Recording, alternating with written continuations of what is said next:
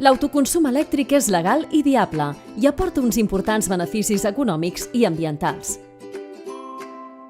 Però què és?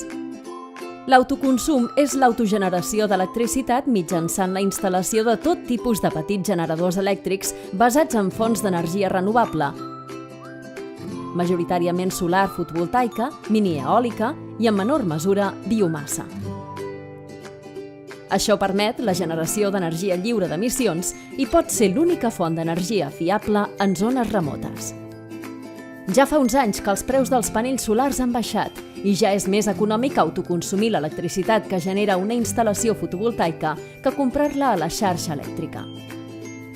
Des de l'àrea metropolitana, l'autoconsum fotovoltaic és un instrument estratègic per assolir aquesta transició energètica que impulsem a la nostra administració, però també moltes de les administracions del nostre entorn.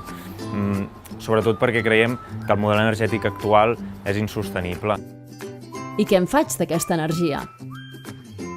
L'electricitat que genera és consumida principalment pel propietari de la instal·lació.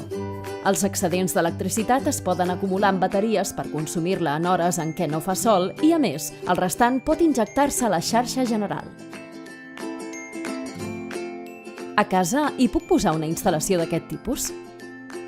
A casa, a les empreses i als edificis públics, les instal·lacions d'autoconsum es poden instal·lar a tot arreu i s'adapten al consum dels seus habitants. Vam decidir fer una instal·lació d'autoconsum, sobretot per un tema de costos. Aquesta és una casa gran i els costos d'electricitat, de gas, eren importants, la despesa era important. I els avantatges? L'autoconsum permet un estalvi energètic pel fet d'evitar pèrdues de transport i una reducció de la dependència energètica amb l'exterior.